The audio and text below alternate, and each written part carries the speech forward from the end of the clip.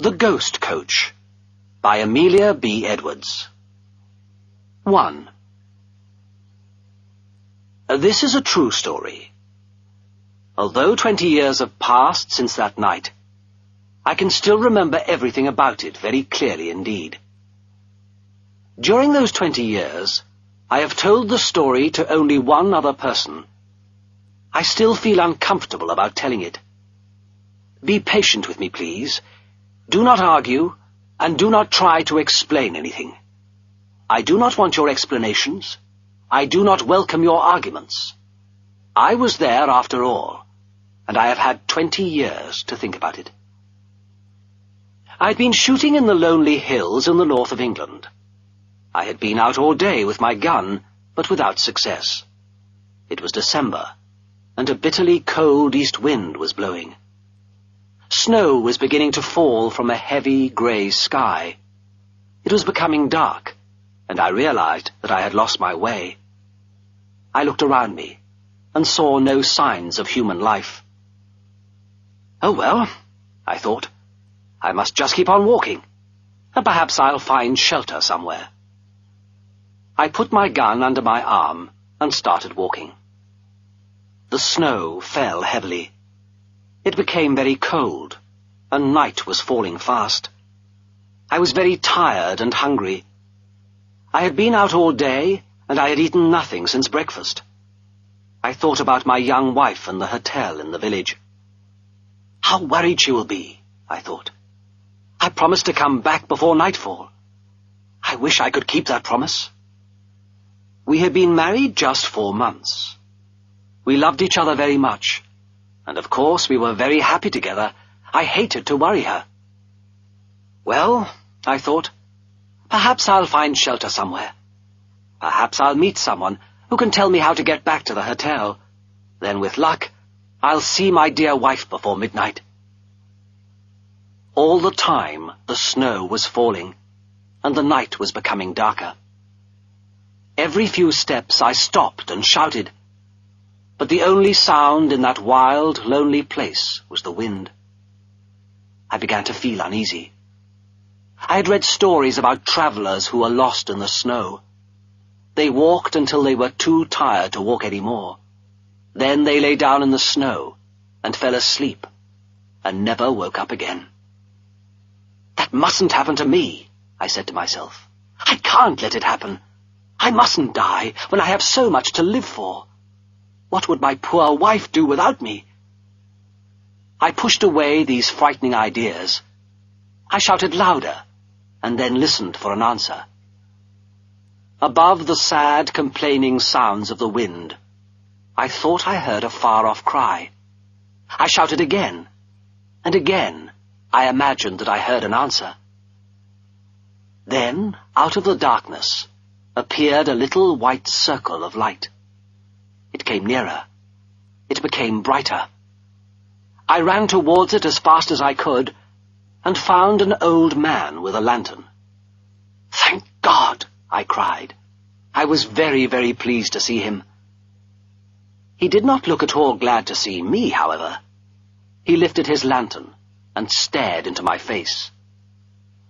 "What are you thanking God for?" he growled.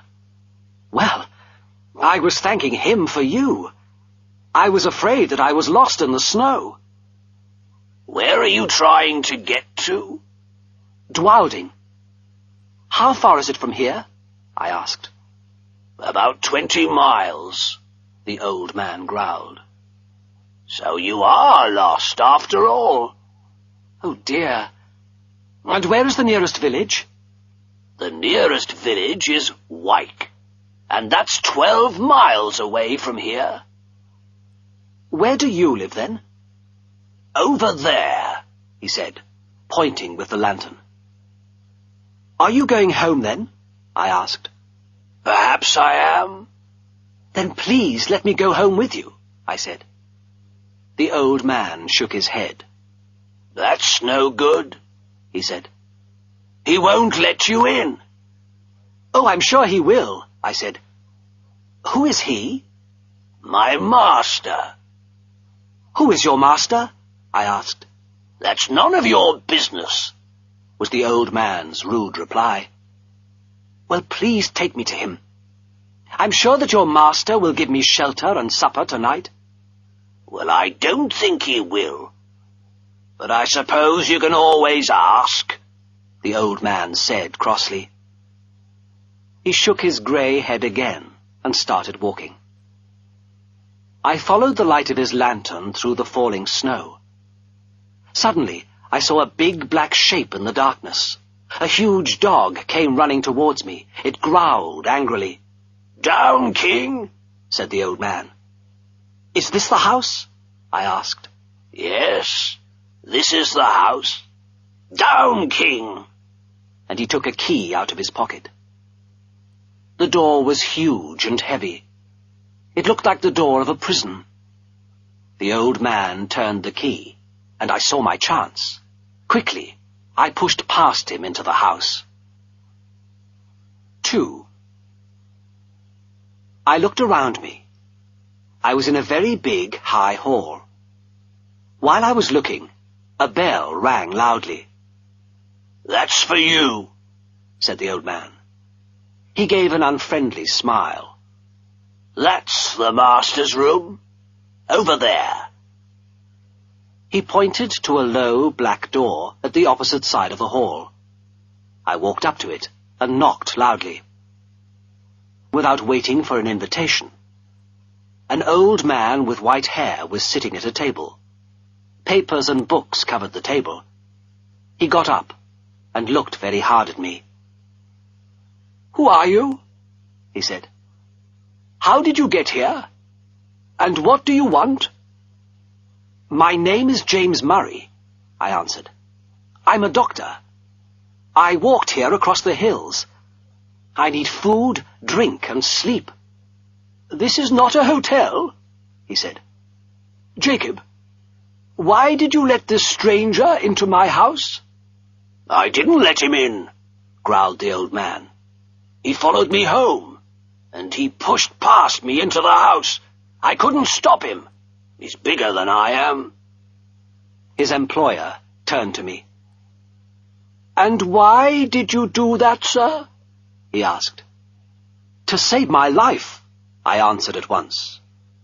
"To save your life?" "The snow is deep already," I replied. "It will be deep enough to bury me before morning." He walked over to the window and looked out at the falling snow. "It's true," he said at last. "You may stay until morning if you wish. Jacob, bring our supper. Sit down, please." He sat down at the table again and began to read. I put my gun in a corner. I sat down near the fire and looked around me.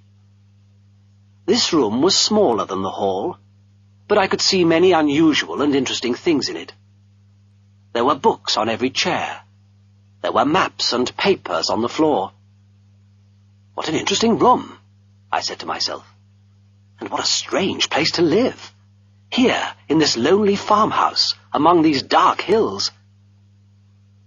I looked round the room, then I looked again at the old man. I wondered about him. Who is he? I thought. What is he? He had a big, beautiful head. It was covered with thick white hair. He had a strong, clever, serious face. There were lines of concentration across his wide, high forehead, and lines of sadness around his mouth. Jacob brought in our supper. His master closed his book and invited me politely to the table. There was a large plate with meat, brown bread, and eggs, and a pot of good, strong coffee. "I hope you're hungry, sir," said the old man. "I have nothing better to offer you."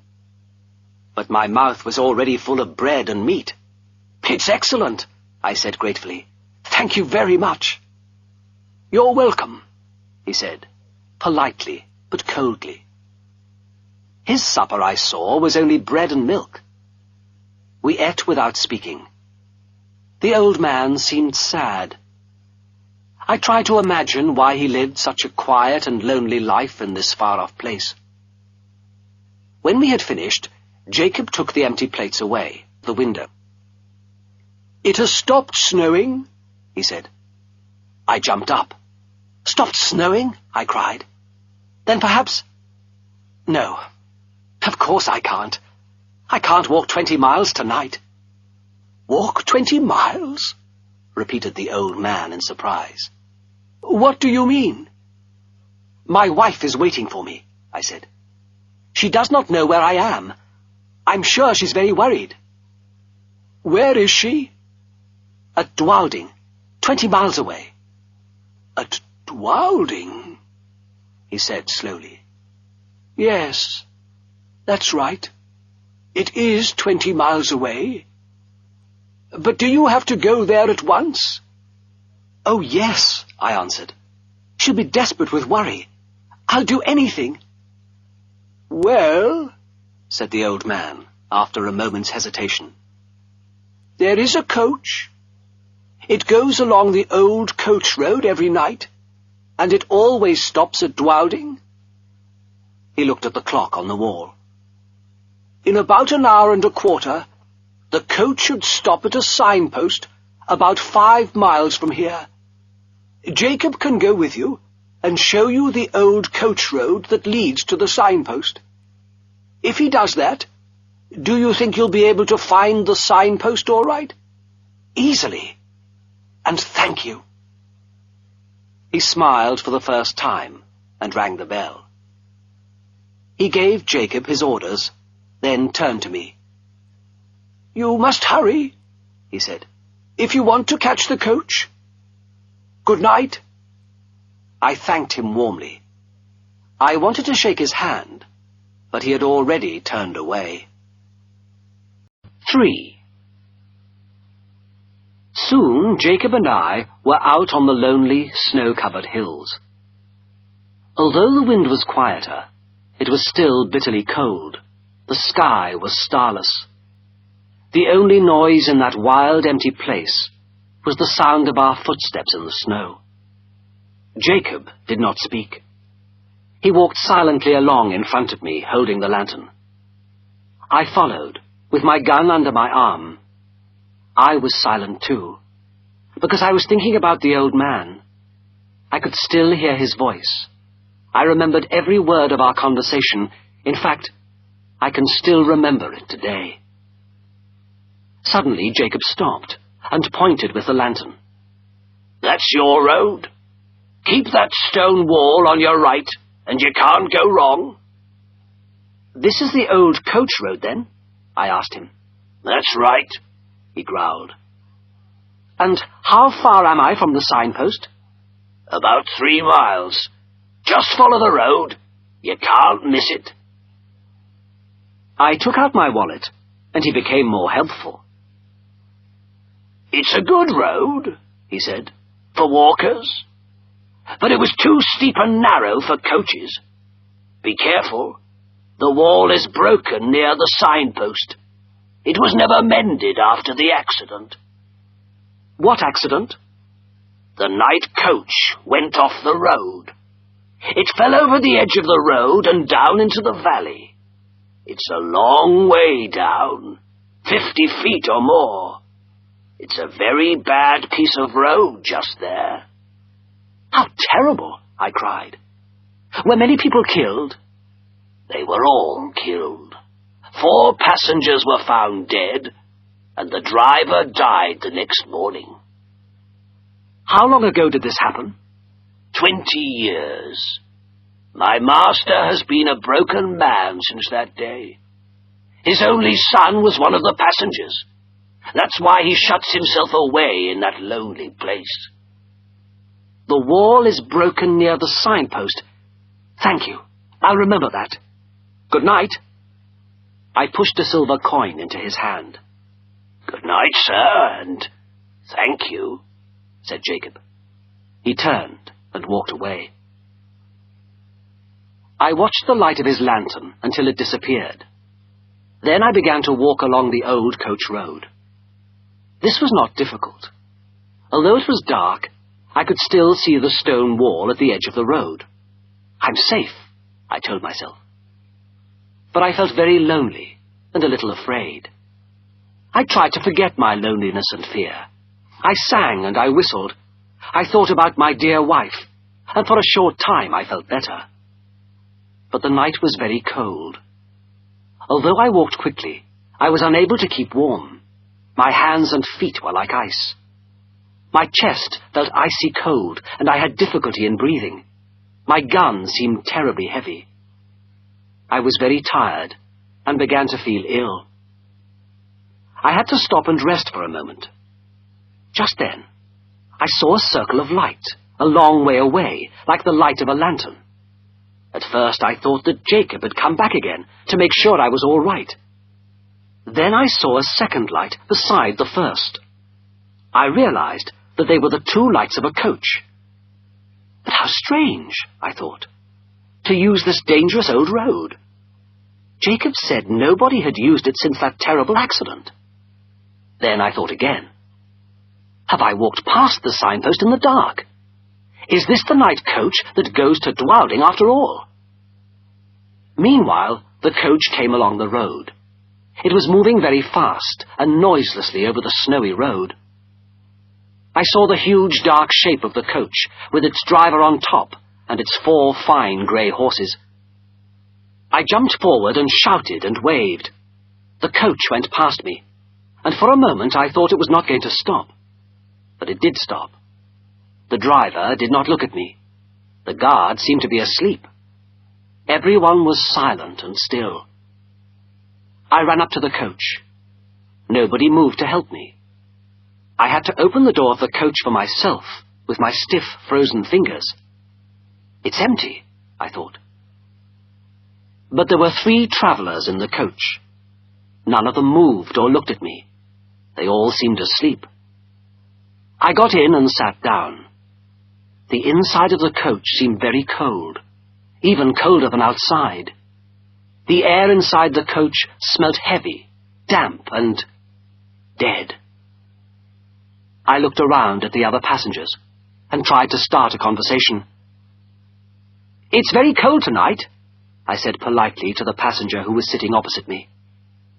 He turned his head towards me slowly, but did not answer. "I think winter is really here," I continued. The passenger was sitting in a dark corner, and I could not see his face, but I could see his eyes. He was looking straight at me, but still he did not say a word. Why doesn't he answer? I thought. But I did not feel really angry. I was too tired and too cold for that. I was still stiff with cold and tiredness, and the strange damp smell inside the coach was making me feel sick too. I was frozen to my bones and trembling with cold. I turned to the passenger on my left. "May I open the window?" I asked politely. He did not speak. He did not move. I repeated my question more loudly, but he still did not answer. Then I became impatient. I tried to open the window, and I saw the glass. It was covered with dirt. "My God! They haven't cleaned this glass for years," I said to myself. I looked around the coach, and suddenly I thought I understood the reason for the strange smell. Everything was dirty, old and damp. The floor was almost breaking away under my feet. I turned to the third passenger. "This coach is falling to pieces," I said to him. "I expect the coach company are using this one while the usual coach is being repaired." He moved his head slowly and still looked at me in silence. I shall never forget that look. I can still remember it now. His eyes burned with a wild, unnatural light. His face was greenish-white. "Like a dead man," I said to myself. Then I saw that his bloodless lips were pulled back from his huge white teeth. I trembled with fear and horror. Then I looked again at the passenger opposite me. He too was staring at me. His face was deathly white, and his eyes shone with an unearthly light. I looked again at the passenger on my left. I saw... oh, how can I describe him?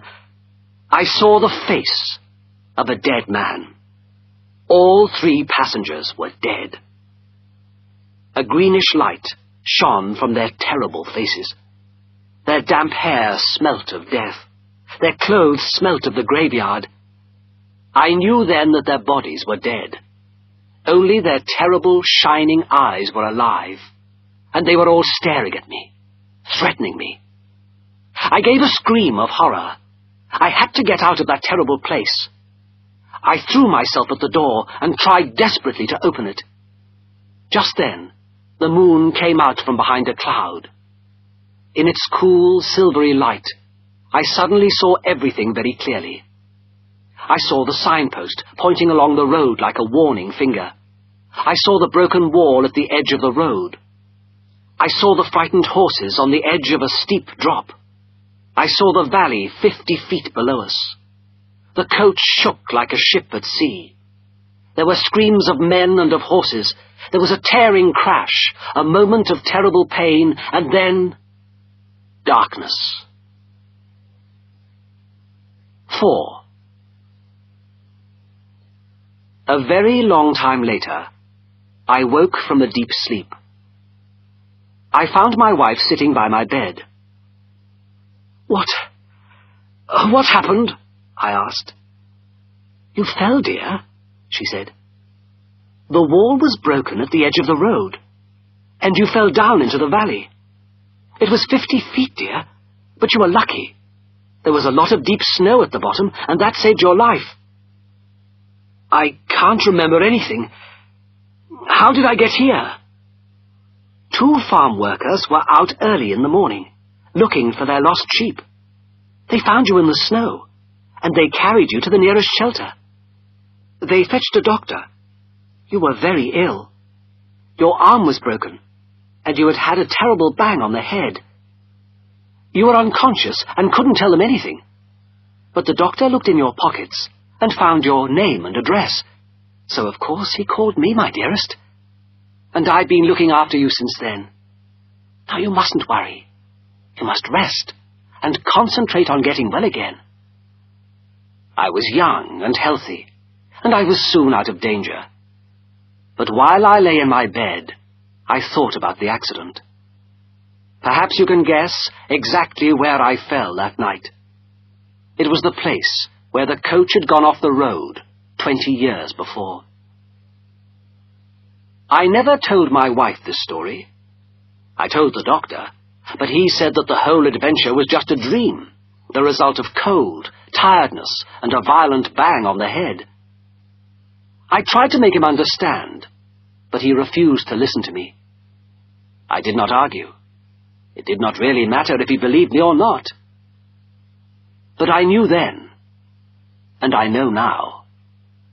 20 years ago, I was a passenger in a ghost coach.